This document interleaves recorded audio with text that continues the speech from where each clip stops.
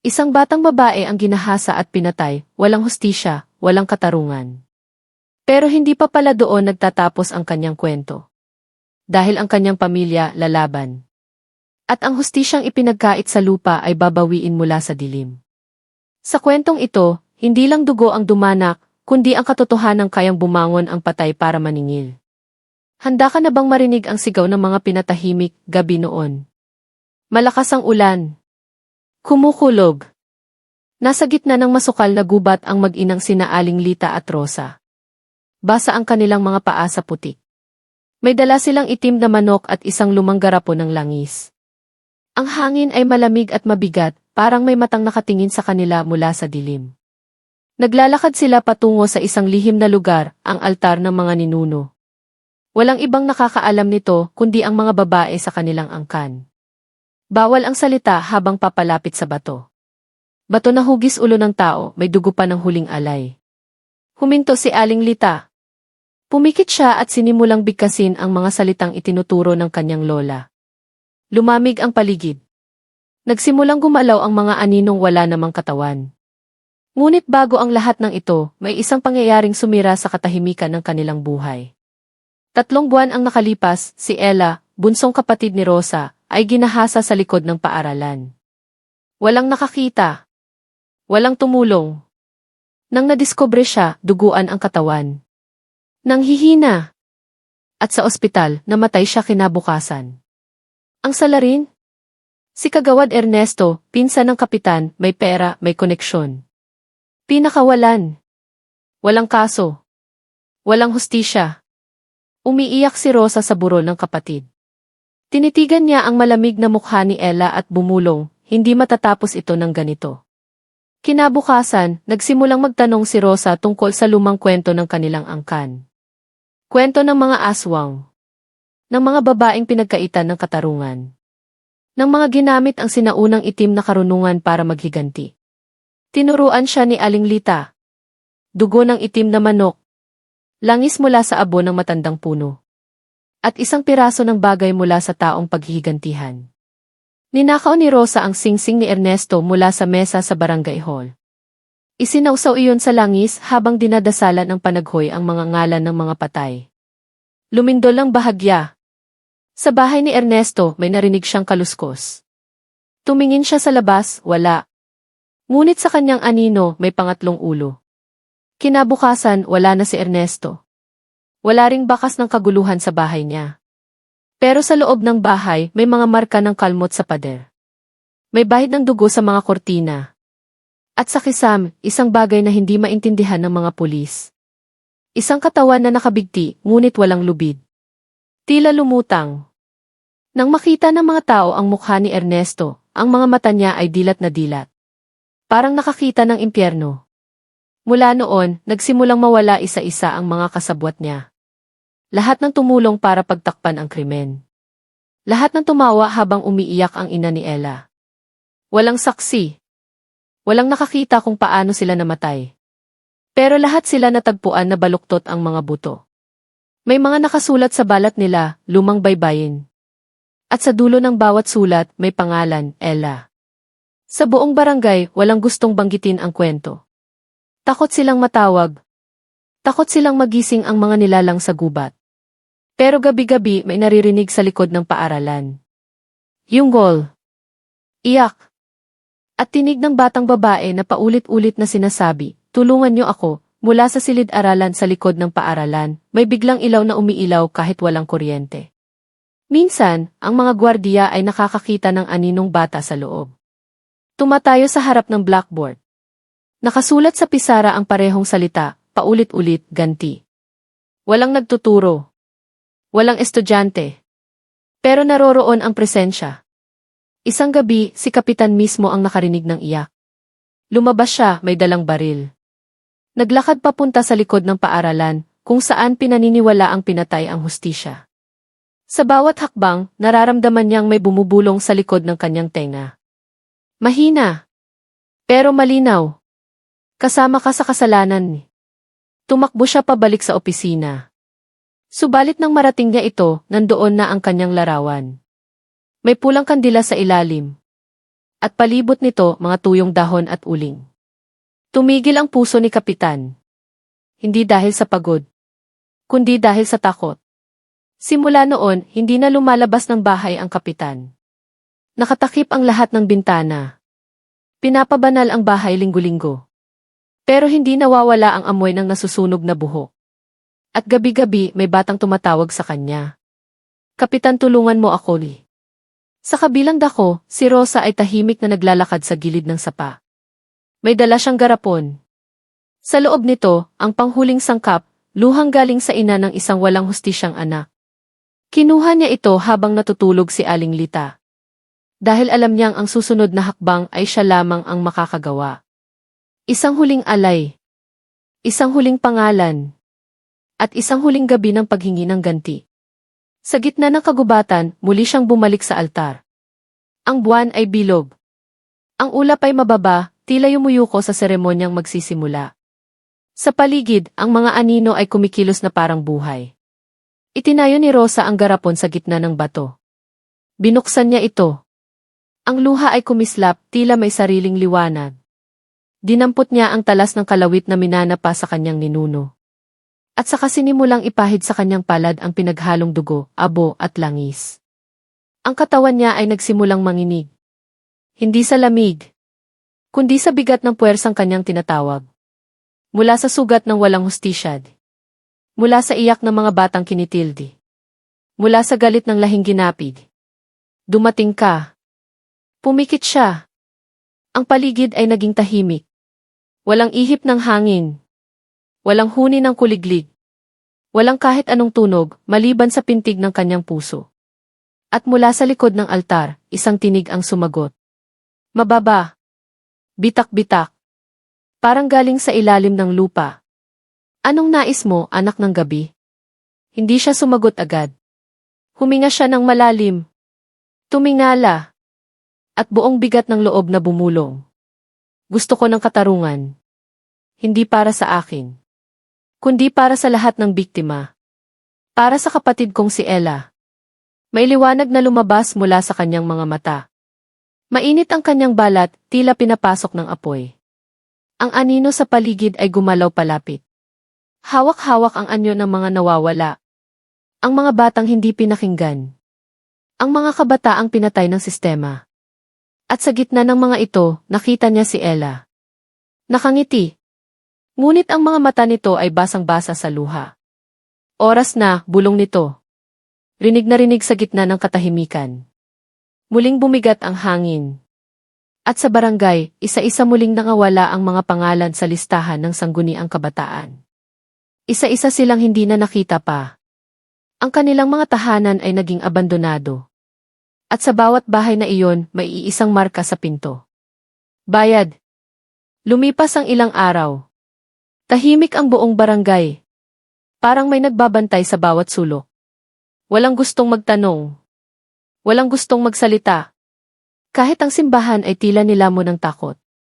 Ang pari ay biglang lumisan, hindi na nagpaalam. Sa altar ng simbahan, may naiwan, isang pulang telang may mansa ng dugo. At sa gitna nito, ang larawan ni Ella, na tila nakangiti sa unang pagkakataon. Sa bahay ng mag-ina, tahimik si Aling Lita. Hindi niya tinanong si Rosa kung ano ang ginawa. Alam na niya. Ramdam niya. Sa bawat pagpatak ng ulan sa bubong nila, nararamdaman niya ang kalma sa hangin. Ngunit alam din niyang may kabayaran ang lahat. Isang gabi, habang natutulog si Rosa, nanaginip siya. Nasa loob siya ng lumang paaralan. Madilim. Walang tao. Ngunit rinig ang mga yabag. Dahan-dahan. Parang palapit. Tumingin siya sa blackboard. Nakasulat ang isang tanong. Ilan pa? Paglingon niya, nakita niya si Ella. Basang-basa ang buhok. May putik sa kanyang palda. Ngunit ang tingin nito, malalim, malamig. Parang hindi na siya si Ella. Parang isang bagay na pinilit bumalik. Hindi pa tapos, sabi ng tinig. Hindi pa sapat. Nagising si Rosa na may luha sa kanyang mata. Ang mga kuko niya, kulay itim. Ang kanyang mga palad, may mga linyang parang sinaunang sulat. Hindi niya alam kung panaginip iyon. O babala. Sa labas ng kanilang bahay, may isang pusang itim na nakatingin lang sa kanya. Hindi umiimik. Hindi kumikilos. Ngunit alam niyang hindi iyon ordinaryong hayop. Sa kanyang dibdib, muling bumigat ang pakiramdam. Ang ganti ay nagsimula bilang katarungan. Ngunit ngayon, tila may hinihinging kapalit. At sa malamlam na ilaw ng gabi, sa pagitan ng hangin at dilim, narinig niya muli ang tanong. Ilan pa, Rosa? Hindi siya makasagot. Nakapako ang tingin niya sa pusang itim sa labas ng bintana. Ang mga mata nito ay dilaw, tila apoy na walang init. Dahan-dahan itong tumalikod at lumakad papunta sa gubat. Parang inaanyayahan siya. Parang sinusubok. Tumayo si Rosa, walang suot kundi ang manipis na duster. Wala siyang takot. O baka wala na lang siyang nararamdaman. Lumabas siya ng bahay. Ang lupa ay basa. Mabigat ang hangin. Amoy abo at bulok na dahon. Sinundan niya ang pusa papasok sa kakahuyan. Sa bawat hakbang, nararamdaman niyang may humihila sa kanya. Hindi sa katawan, kundi sa loob. Sa puso. Sa kaluluwa. Hanggang makarating siya sa gitna ng gubat. Sa mismong altar kung saan siya nanawagan ng ganti. Ngunit ngayon, iba na ito. Ang bato ay may bagong anyo. May mga mukha. Mukha ng mga taong nawala. Mukha ng mga taong ginantihan. At sa gitna, isang bagong anyo ang bumangon mula sa lupa. Hindi tao. Hindi hayop. Isang nilalang nagawa sa galit, panaghoy at sumpa. Anak ng dilim, bulong nito. Pinili mo ang daan ng dugo. Ngayon, ikaw na ang susunod. Napaatras si Rosa. Hindi ito ang usapan, sabi niya. Ganti lang ang gusto ko. Ngunit tumawa ang nilalang. Mahaba. Malalim. Parang maraming boses sa iisang bibig. Walang ganti na walang kapalit. Ibinigay mo ang kaluluwa mo nang binuksan mo ang garapon. Ngayon, ang katawan mo ang aming sasakyan. Sa sandaling iyon, naramdaman ni Rosa ang apoy sa kanyang tiyan. Pate. Hapdi. Kumikirot sa kalamnan. Para bang may gumagapang sa loob niya, papalapit sa kanyang puso. Isang sigaw ang bumalot sa buong gubat. Mataas. Malakas. Hindi alam kung galing sa kanya o sa mga aninong sumaksi. At sa barangay, may isang matandang babae ang nagising mula sa pagkakatulog. Nagising na siya, bulong nito. Nagising na ang nilalang ng ganti. Kinabukasan, umaga sa barangay. Tahimik ang paligid. Walang ibon. Walang tao sa labas. Parang lahat ay nagtatago. Sa gitna ng liwanag ng araw, may kakaibang lamig sa hangin. Parang anino na hindi umaalis. Sa paaralan, pumutok ang ilaw sa bawat silid. Sa simbahan, tumulo ang krus mula sa dingding. Pula ang likido. Hindi tubig.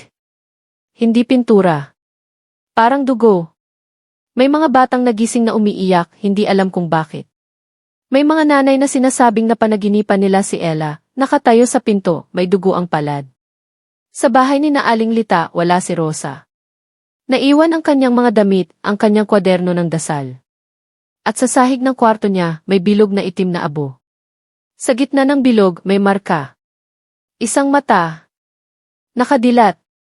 Nakatingin pataas. Walang pupuntahan si Aling Lita. Walang masabihan. Kilala niya ang marka. Ito ay tawag. Tawag ng mga nilalang sa ilalim ng mundo. Aling Lita ay lumuhod sa gitna ng kanilang sala. Nagsimulang magdasal gamit ang lumang wika ng kanilang lahi. Ngunit habang bumibigkas siya, nababasag ang mga salamin sa bahay. Pumutok ang ilaw. At sa bawat salamin, lumitaw ang anyo ni Rosa, ngunit hindi na siya. Ang kanyang mukha ay maamo, pero may bakas ng matinding pighati. Ang kanyang mga mata, itim na itim. Walang puti. Walang luha. Tanging galit. Sa huling sandali, isang malakas na ihip ng hangin ang tumangay sa mga kandila ni Aling Lita. Namatay ang apoy. At isang tinig ang sumabog mula sa bawat dingding ng bahay. Nagsimula na ang panahon ng pagtutuos. Hindi na ako si Rosa. Ako na ang bagong mukha ng hustisya. Sa buong barangay, nagsimula ang mga pagkamatay. Hindi marahas. Hindi madugo. Ngunit kakaiba. Isang kagawad ang natagpuang nakaupo sa veranda ng bahay niya. Bukas ang mga mata. Wala nang hininga. Ang balat niya, kulay abo. Sa kanyang dibdib, may nakaukit, isang mata na nakadilat.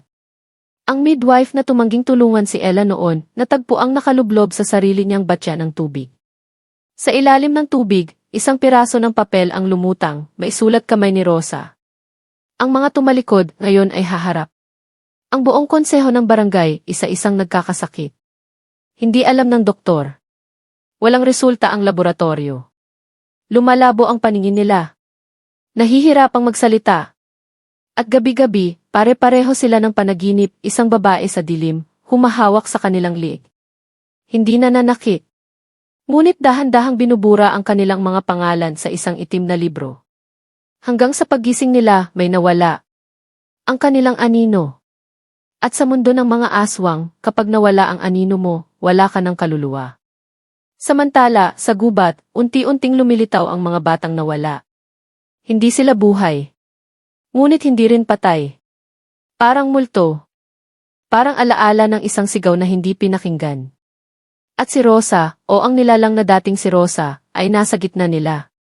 Nakahubad ang paa. Nakadamit ng puting tela na may bakas ng dugo. Nakapalibot sa kanyang katawan ang usok, mabagal ang ikot, parang may sariling buhay. Ang mga mata niya ay hindi na gumagalaw, pero lahat ng espiritu ay sumasayaw sa kanyang paligid. Isang matandang mambabarang mula sa kabilang barangay ang naglakas loob na dumaan sa hangganan. Nagbaon siya ng asin, ng dahon ng lagundi at ng sinumpang krus. Ngunit paglapit niya sa altar ng ganti, natagpuan niya ang sarili niyang bibig na nakatahi. Hindi gamit ang sinulid, kundi ng sariling dila na tinalian ng buhok ni Rosa. Isang batang espiritu ang lumapit sa kanya. At bumulong. Ito ang mundo ng mga hindi pinaniwalaan. Ngayon, kami ang magpaparinig. Sa takot, tumakbo ang matandang mambabarang paalis ng gubat. Ngunit hindi na niya matandaan ang daan. Ang mga puno ay umiikot. Ang mga sanga ay tila kamay na humahawak sa kanya. Wala siyang makita kundi dilim. Wala siyang marinig kundi mga bulong. Mga tinig ng bata. Mga iyak na napugto. Mga tawa na puno ng pangungutya. Napasigaw siya pero walang boses na lumabas. Ang kanyang mga luha ay dumugo. At nang matagpuan siya kinabukasan, nakaluhod siya sa gilid ng sapa. Wala nang mata. Ang kanyang mga mata ay tila sinipsip ng dilim. Sa kanyang lieg, may nakasulat gamit ang dugong tuyo. Ang hustisya ay hindi laging maputi. Minsan, itim ito. Balik sa barangay, nagsimula ng maniwala ang mga tao. Hindi na ito ordinaryong kwento. Hindi na ito alamat. Ito ay kasaysayan na binubura ng mga may kapangyarihan. At ngayong bumangon si Rosa, walang sinuman ang ligtas. Ang mga bata sa paaralan ay biglang tumitigil habang nagkaklase. Tititig sila sa labas ng bintana, sabay-sabay. Parang may hinihintay. Ang guro ay takot na takot, pero hindi makapagsalita. Dahil kapag sinubukan niyang pigilan ang mga bata, maririnig niya ang tinig ni Ella sa likod ng tenga niya.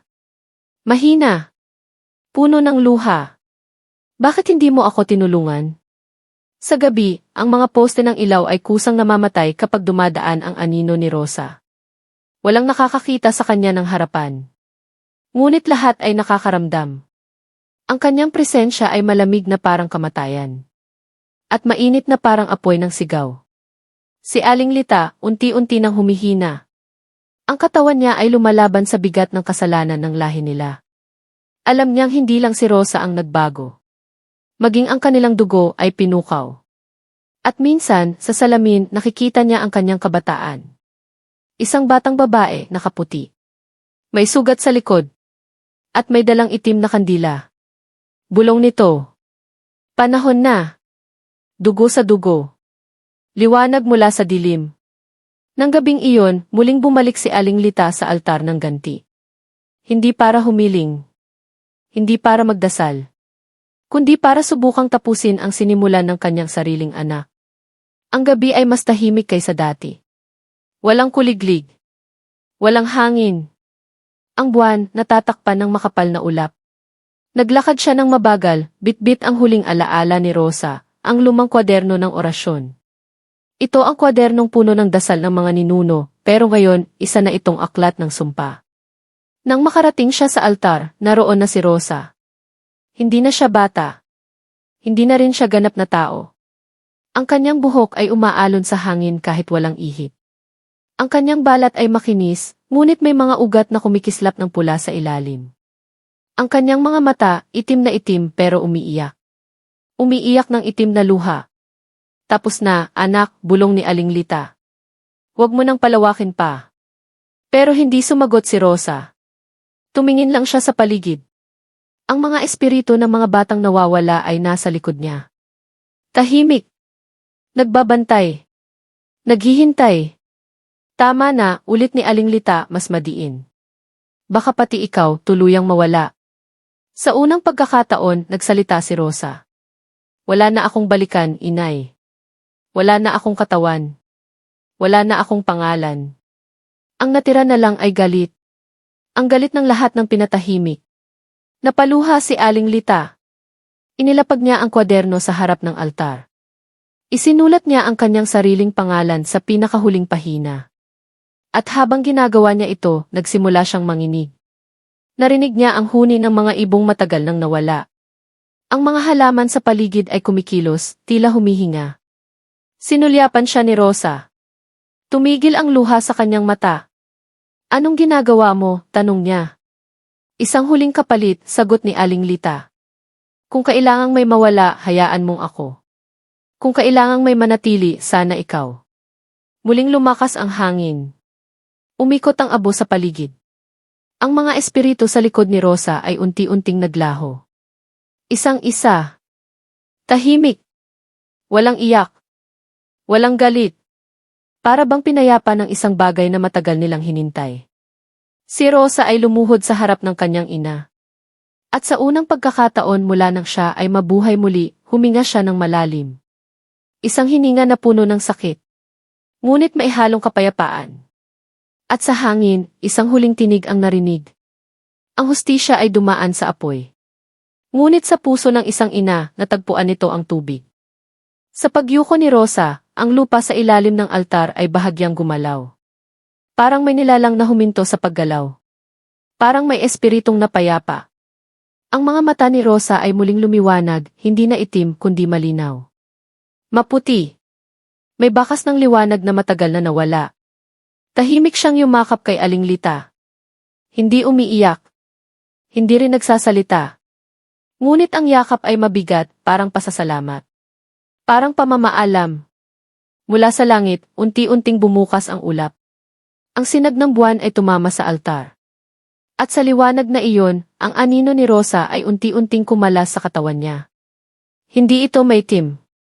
Kundi pilak. Tila ulap. Tila kaluluwa na sa wakas ay pinalaya. Ang katawan ni Rosa ay dahan-dahang naging abo. Mula paakyat. At bago tuluyang naglaho, isang huling ngiti ang iniwan niya sa kanyang ina. Ang kwaderno ay kusa ng nasunog kahit walang apoy. Kasabay ng pagkawala ng bawat bakas ng sumpa. Walang anino. Walang dugo. Walang halimuyak ng itim na langis. Walang natira kundi isang puting bulaklak sa gitna ng altar. At si Aling Lita, ngayon ay mag-isa. Nakaupo. Tahimik. Ngunit hindi naluhaan. Sa kanyang puso, alam niyang tapos na ang paglalakbay ng kanyang anak. Ngunit alam din niyang may aral na naiwan sa lupa. Sa barangay, unti-unting bumalik ang katahimikan. Ang mga batang dati ay hindi makatulog, ngayon ay mahimbing. Ang mga guro ay muling nagtuturo ng may tapang. Ang mga magulang ay nagsimulang magtanong. Magbantay. Makinig. Ngunit isang alaala ang nananatili sa kanilang lahat. Nasa dilim ng gabi, sa oras ng kawalan. Kapag ang hustisya ay pinatay. May isang ina. May isang anak. At may isang lakas na kayang bumangon. Hindi bilang halimaw. Kundi bilang tinig ng lahat ng pinatahimik. Lumipas ang mga buwan. Tahimik na ang barangay, ngunit ang alaala ni Rosa ay nanatili sa bawat sulok. Sa paaralan, may isang guhit sa likod ng silid, isang mata na hindi na mabura. Walang guro ang nagtangkang ipapintura ito. Parang may utos na huwag gagalawin. Sa gabi, may ilang nagsasabing nakikita pa rin si Rosa. Hindi bilang multo.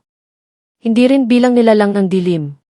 Kundi bilang aninong dumadaan tahimik mapagmatsyag. Isang batang babae, nakaputi. Nakatayo sa ilalim ng post ng ilaw, saglit lang tapos nawawala. Ang mga matatanda ay hindi na natatakot. Sinasabi nilang bantay na siya ngayon. Hindi na siya ang Rosa na sumisigaw ng galit. Siya na ang Rosa na nakikinig sa mga sigaw. Sa simbahan, bumalik ang pari. At sa kanyang unang misa, walang sermon. Tahimik lang siyang lumuhod. At sa dambana, inilapag niya ang isang papel. Walang sulat. Walang tinta. Ngunit alam ng lahat kung anong ibig sabihin ito, pagsuko. Pagtanggap. At sa huling hilera ng simbahan, may isang matandang babae. Nakaputi. Nakaitim ang belo. Tahimik na nakatingin sa altar. Hawak-hawak ang isang bulaklak, puti, tuwi at pamilyar. Si Aling Lita. Hindi na siya umiiyak. Hindi na rin siya nagtatago. Dahil alam niyang ang kwento nila ni Rosa ay hindi na kwento ng paghihiganti. Ito na ay kwento ng babala. At ng panata. Na sa mundong ito, kapag ang batas ay naging bulag. Ang mga mata ng patay ang muling magbubukas. At sa mga panahong iyon ng katahimikan. Kapag walang gustong magsalita, may isang tinig mula sa dilim ang palaging gigising. At bubulong sa gabi. Naririnig kita. Hindi ka nag-iisa. Sa mga susunod na taon, naging alamat si Rosa. Isang kwentong kinukwento sa mga bata tuwing tag-ulan. Hindi upang takutin, kundi upang paalalahanan na ang bawat sigaw na hindi pinakinggan ay hindi nawawala. Ito ay nananatili. Kumakapit. Nagiging anino sa pagitan ng katotohanan at kababalaghan. Sa paaralan, may isang guro na tuwing buwan ng wika, pinapabasa ang kwento ni Rosa. Isinulat sa sariling wika. Walang pangalan ng halimaw. Walang pangalan ng kriminal. Ang pamagat lang ang tinig na hindi natahimik. Minsan, habang binabasa ito ng isa sa mga estudyante, naputol ang kuryente. Tumigil ang hangin. At sa dulo ng kwaderno, may lumitaw na linya, hindi sinulat ng guro, hindi rin ang bata. Ang hustisya ay hindi palaging dumarating sa korte. Minsan, dumarating ito sa anyo ng isang batang babae, nakaputi at may mata ng apoy. Sa mga pader ng barangay hall, ang dating larawan ni Kagawad Ernesto ay tinanggal na. Sa halip, may nakaukit na isang panibagong batas, ginawang simpleng panata. Makinig. Manindigan. Magtanggol. Wala nang banggit kay Rosa. Wala ring pag-usisa kung ano talaga ang nangyari noon. Ngunit sa tuwing ulan sa hapon, kapag ang hangin ay malamig, at ang mga ilaw ay kumikindat sa madilim na kalangitan, alam ng mga taga-barangay. Alam nilang hindi sila nag-iisa. Na sa dulo ng dilim, may isang aninong nagbabantay. Tahimik. Mapagmatsyag. At handang gumising muli. Kung sakaling ang hustisya ay muling ipagkait. At sa panahong iyon, kung kailan muling manahimik ang bayan. Kung kailan mabubulag-bulagan muli ang mga nasa kapangyarihan. Kung kailan may bagong batang iiyak. Isang batang babaliwalain. Isang inosenteng bibiktimahin ng sistemang manhid. Muli siyang babalik. Hindi na bilang si Rosa. Hindi na rin bilang multo ng nakaraan. Kundi bilang alaala na hindi naglalaho. Isang liwanag sa anyo ng anino. Isang tanong sa budhi ng bawat may sala. Nakikinig ka ba ngayon? Dahil sa mundo kung saan ang hustisya ay para lang sa may pangalan. Para sa may koneksyon. Para sa may kapangyarihan. May mga nilalang na walang mukha. Walang katahimikan. At walang kapatawaran. At kung muling may sigaw na hindi maririnig. Kung muling may luhang tatama sa lupa ng walang hustisya. Mula sa ulap sa ulan sa usok ng gabi. Isang tinig ang muling babangon. Hindi para mangwasak. Kundi para gisingin. Para ipaalala sa lahat. Na kahit walang korte, walang abogado at walang batas. Ang katotohanan ay hindi kailanman nalilibing ng tuluyan. At ang hustisya. Kayang lumakad sa dilim. Kayang maghintay. Kayang gumanti. Pangwakas, di bahagi. Ending episode, mag-inang gumanti sa ginahasang kapatid, kwentong aswang, true story. Lumipas ang mga taon. Unti-unting bumalik sa katahimikan ang barangay. Ang mga bagong salinlahi ay lumaki sa gitna ng aral, huwag baliwalain ang iyak. Makinig. Manindigan. Huwag matakot magsalita kung may inaaping iba. Wala nang bumalik sa altar ng ganti. Hindi dahil sa takot, kundi dahil natupad na ang panawagan nito. Sa bawat sulok ng barangay, may mga pahiwatig ng pagbabago. Ang paaralan ay may bagong silid na alay sa mga batang nawawala. Ang mga opisyal ay pinipiling manilbihan ng may malasakit, hindi takot. At sa gitna ng plaza, may isang maliit na rebulto. Isang batang babae, nakaputing bestida, hawak ang isang bulaklak. Walang pangalan. Walang inskripsyon. Pero alam ng lahat kung sino siya. Si Rosa. Isang aninong minsang nilamon ng dilim. Ngunit piniling maging liwanag sa mga susunod pa. Sa mga gabi ng malalakas na ulan. Kapag ang hangin ay dumadaloy sa bubungan ng marahan. At ang mga ilaw ay kumikindat sa dilim. Aling Lita, ngayon ay matanda na, ay titingala sa langit at mingiti. Dahil alam niyang naroon pa rin ang anak niya. Tahimik. Hindi na naghihiganti. Kundi nagbabantay. At sa puso ng bawat taong nakarinig ng kanilang kwento. May naiwan. Hindi takot. Hindi awa. Kundi panata. Na ang hustisya ay hindi laging madali. Hindi laging mabilis. Pero kailanman, hindi ito dapat tinatalikuran. Ito ang kwento ng isang ina, ng isang anak, at ng mga sigaw na hindi na napatahimik. At sa mga ganitong kwento, hindi natatapos ang laban. Ipinapasa ito. Sa atin. Sa bawat isa. At sa bawat panibagong gabi ng kawalang katarungan. Isang tinig ang muling maririnig. Tahimik. Matatag. At muling magtatanong. Makikinig ka ba ngayon?